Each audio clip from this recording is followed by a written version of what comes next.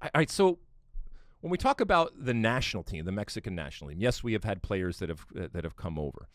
Has it hurt them relative to the national team? Well, Chicharito is a specific type of situation, as is Carlos Vela, by the way.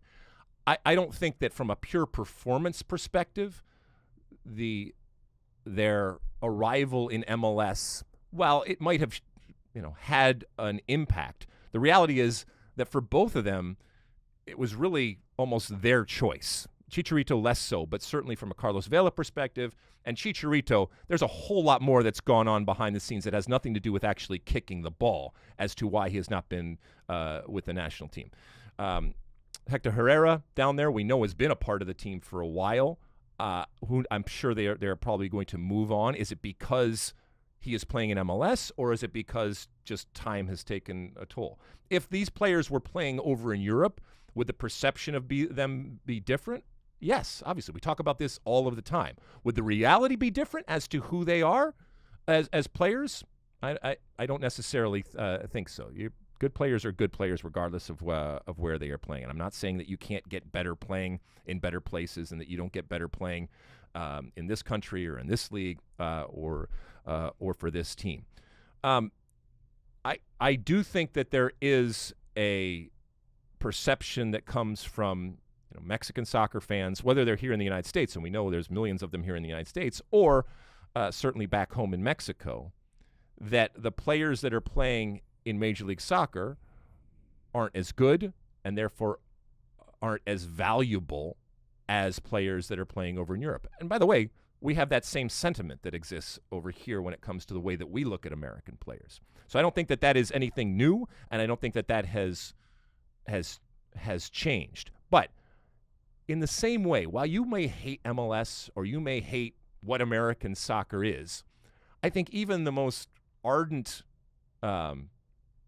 anti-fan, if you will, of American soccer or of MLS has to at least look at what MLS has done over the years in terms of creating opportunities and pathways and therefore depth and, yes, talent, and has cultivated and fostered a lot of these players who have then gone on to Europe, which is where you want them to be because that's where you attach value.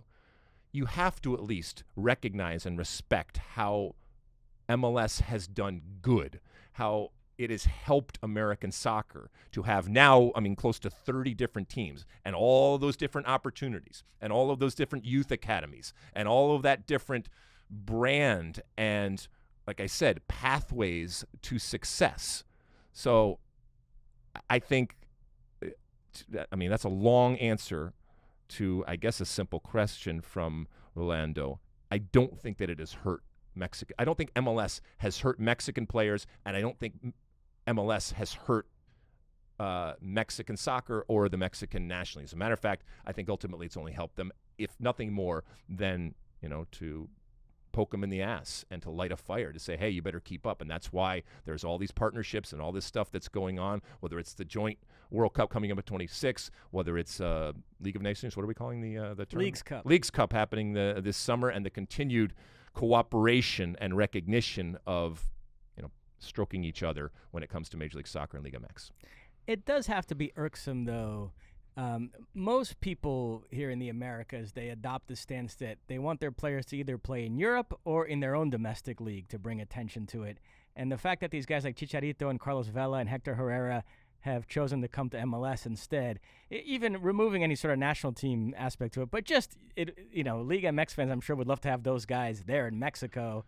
I think it's a little different and a little unique because of the incredible Mexican-American fan base that we have here. When you tell people that the most popular league in the United States is actually Liga MX, people sometimes don't realize how big it is, how popular it is, and therefore how powerful it is. And we don't have that same type of expat type of situation. And so, I think it's a little apples and oranges. You like that clip?